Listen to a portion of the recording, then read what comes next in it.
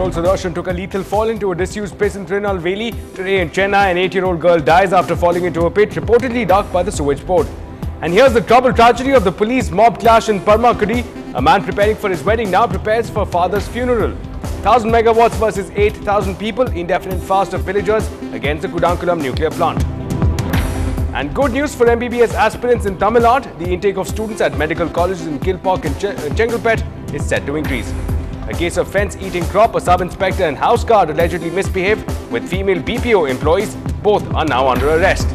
Amma lends a motherly touch to expectant mothers below the poverty line, doubles aid from 6 to 12,000 rupees. And gets set for a different trip, says Jiva, ahead of his upcoming project, where he plays a middleweight boxer. I'm a boxer in the film, so it's a very good travel. I'm a boxer, but I'm a middleweight champion in the film. Very good evening, I'm Ashmit Kumar. Let's also take a look at developments coming in from across the country. Taliban target the US Embassy and NATO headquarters in Kabul. Helicopters are scrambled to take out terrorists holed up in a building. LK Advani's Yatra not serious about corruption, says Anna Hazare. If they are serious, let them start by taking up Lokayukta in their respective state governments. In Pakistan's Peshawar, unidentified gunmen attack a school van. 5 children are shot down. Intelligence agencies warn Maharashtra's Chhatrapati Airport can be attacked by small planes or a helicopter. The most violent movement is the left-wing violence, not terrorism, says the Home Minister, P. Chidambaram. Amar Singh to spend another night in AIIMS. The host judge says that the court will decide on his bail plea after the medical report is submitted. No bail for Janardhan Reddy and brother-in-law Srinivas Reddy in the Obalapuram mining case. Well, first up at this hour in updates from Ramanathapuram. After mob fury ran riot in Parmakudi, the man whose arrest sparked off violence, Dalit leader John Pandian, has been released.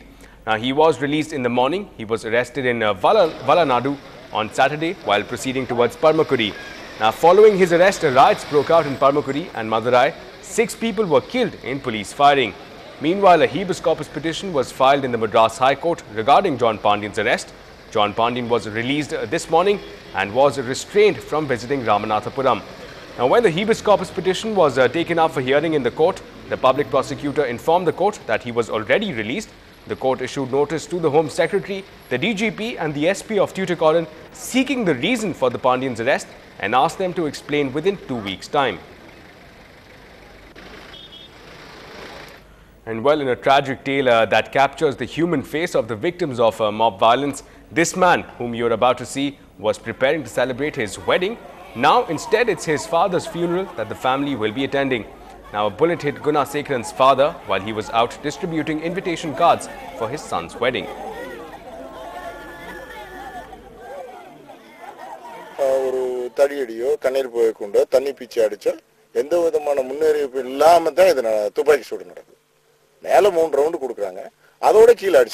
This incident has brought back memories of the communal riots in southern Tamil Nadu in the early 90s, in which more than 100 people were murdered.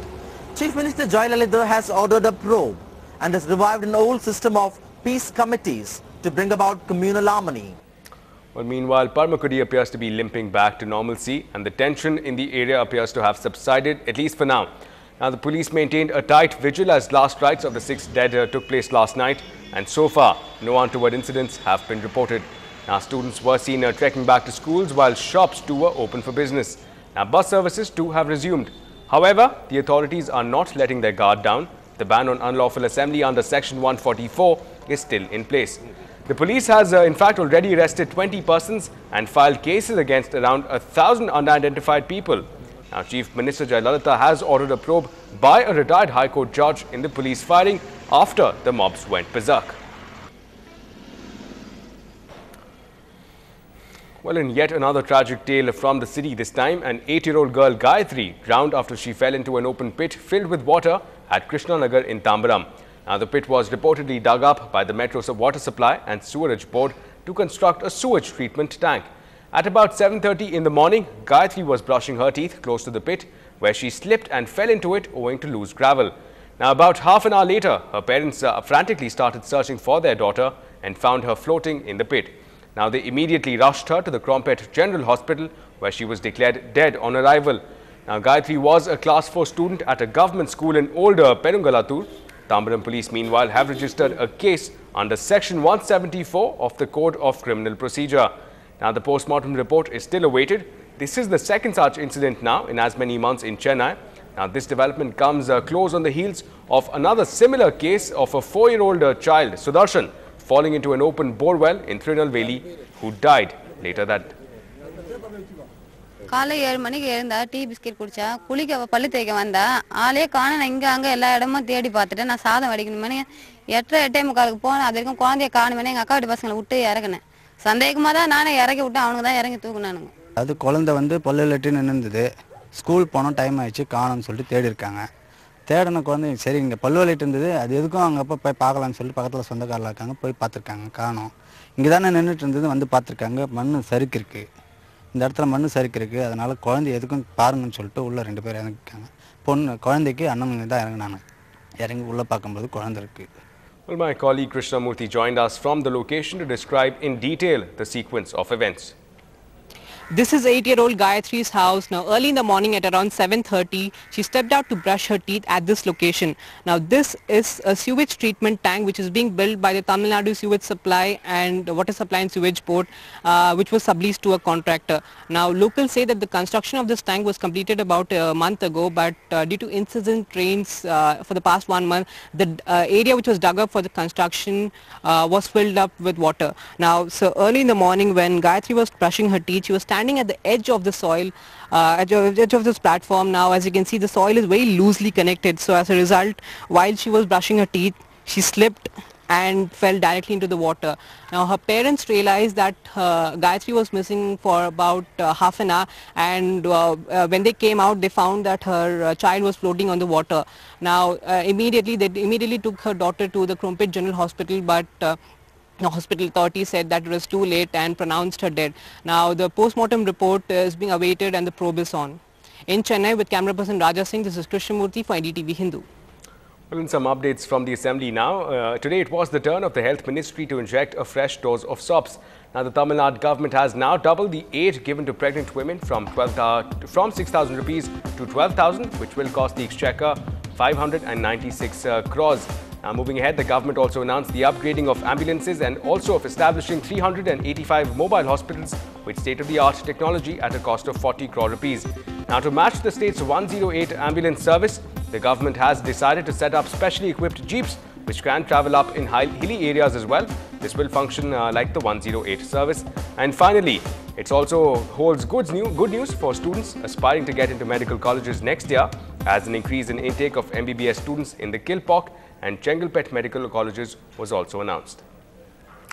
Well, in a clear case of fence eating the crop, 2 policemen who allegedly harassed and misbehaved with girls working in a BPO firm have been arrested by the Chennai police. Now, 30-year-old Ayappan, a sub-inspector, and 28-year-old Anbu, a home guard, reportedly made a forced entry into the house of 2 girls who are staying alone in Sembiam. This happened 10 days back. Now, they threatened to book the girls on charges of prostitution. The men in khaki also demanded a bribe of 5,000 rupees. At the crack of dawn, the same girls preferred a complaint with the Sembiam police. As no action was initiated, the victims then lodged a complaint with J.K. Tripathi, the commissioner of Greater Chennai. Now, after preliminary investigations, the police arrested the accused policemen. They were produced before a local court and then lodged in the Poodle prison.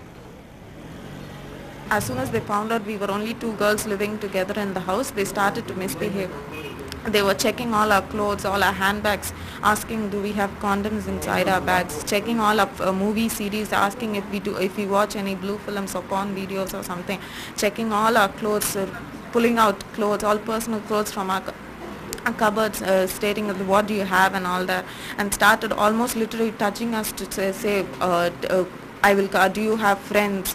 I'll also want to be your friend. I'll come anytime I want. If you don't let me in or if you don't attend my call, I'll put a case. They started threatening like this. We were literally crying. Well, up ahead, computing major Dell decides to spread its wings. Find out how on the other side.